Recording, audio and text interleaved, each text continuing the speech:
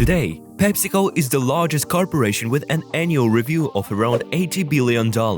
But what do we know about the dark periods in its history? How did the company that went bankrupt twice manage to overcome Coca-Cola? Is there something Pepsi doesn't want us to know? The story of Pepsi and its early setbacks began with Caleb Bredham. His father was a wealthy merchant in North Carolina, so Caleb was able to attend medical school.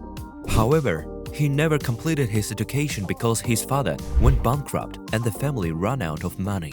Something needed to be done.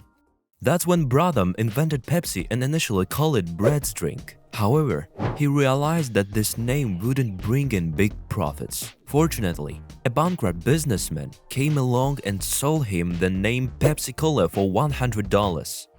The first advertisement described it as an exquisite, refreshing, exhilarating, invigorating drink that can cure nervous disorders, headaches, neuralgia, hysteria, melancholy. A good stimulant before a race. In the ad, a race car driver delivered this message. But luck was not on the company's side. After World War I, sugar prices rose so much that Pepsi went bankrupt. Bredham even had to publish the drink's recipe by court order. Even when Pepsi was nationalized, it didn't help. In the early 1930s, they went bankrupt again. However, Pepsi had a revival waiting for it. The new owner, Charles Goth, figured out how to boost sales. 12 ounces of Pepsi cost the same as 6 ounces of their main competitor, Coca-Cola. People chose the cheaper option, and Pepsi quickly became the most popular drink. But the company truly achieved success during World War II. In terms of sales, Pepsi overtook Royal Crown and Dr. Pepper. The only competitor it couldn't surpass was Coca-Cola. Another brilliant decision was the advertising campaign with the slogan "Pepsi for those who think young." In the 1960s, Pepsi became so popular among young people that they were called the Pepsi generation.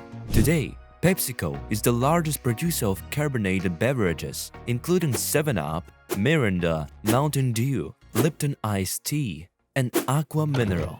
How Pepsi started selling in the USSR. The story of Pepsi's entry into the USSR began when Nikita Khrushchev tasted the beverage. Selling anything in the Soviet Union was challenging, but Pepsi found a way. The countries entered into an unusual agreement. Pepsi was freely distributed in the Soviet Union, and in the USA, the company became the distributor of Stolichnaya, Russian vodka. So Pepsi was essentially traded for vodka. Before the dissolution of the USSR, the company struck another successful deal. As a result, PepsiCo received 20 old military ships in exchange for raw materials and equipment. This transformed PepsiCo from a regular company into the owner of the 6th largest naval fleet in the world. Quite an achievement for a soft drink.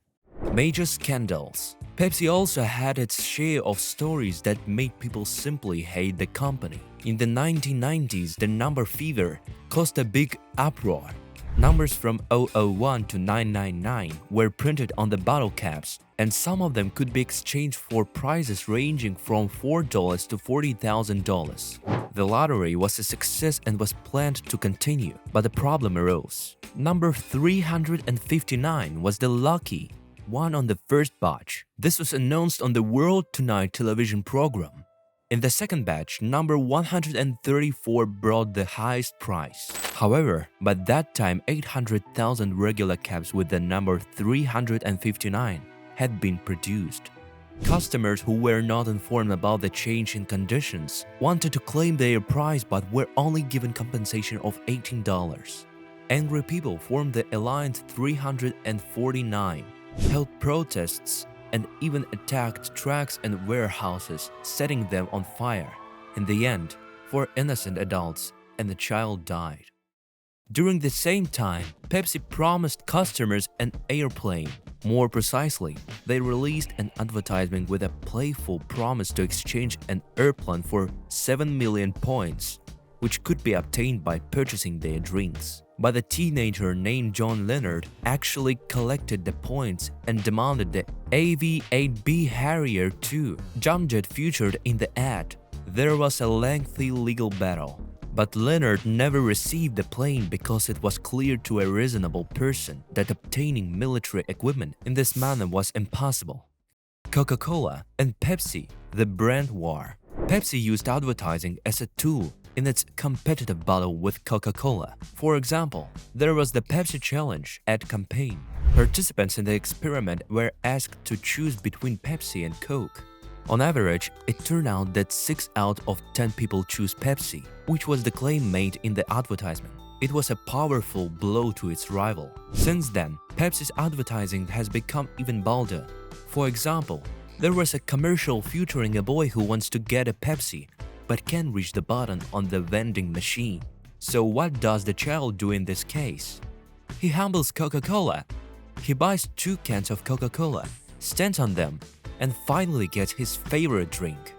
It appears that he's even willing to overpay just for the opportunity to buy Pepsi. The company didn't hold back from taking jabs at its competitor.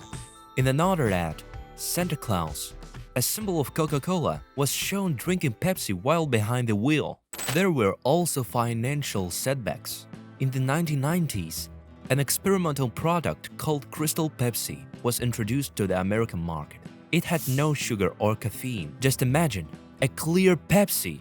However, consumers didn't appreciate it. At its peak, Crystal Pepsi held only 0.5% of the soda market. By the way, in 2016, Crystal Pepsi was re-released in a limited edition due to the nostalgia of fans. In 2017, a real scandal occurred. At that time, nationwide protests by black minorities were making headlines. Pepsi decided to capitalize on this, but failed.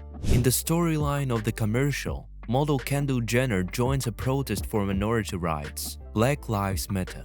A police officer tries to stop her, but she hands him a can of Pepsi. This ad sparked a storm of negative reactions.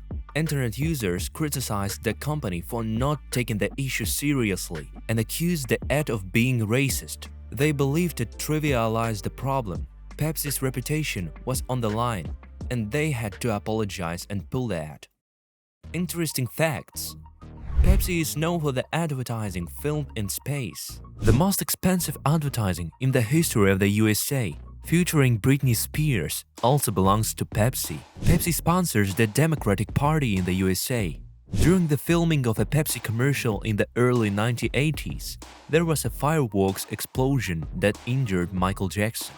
He suffered second-degree burns on his face and head, and the company compensated him with $1.5 million. The recipe for the original version of the drink was sugar 7,500 pounds, water 1,200 gallons, caramel burnt sugar 12 gallons, lime juice 12 gallons, phosphoric acid 58 pounds, ethyl alcohol 0.5 gallon, lemon oil 6 ounces, orange oil 5 ounces, cinnamon oil 4 ounces, nutmeg oil 2 ounces, coriander oil 2 ounces, neroli oil 1 ounce. Mix for 2 hours boiled water with sugar beforehand.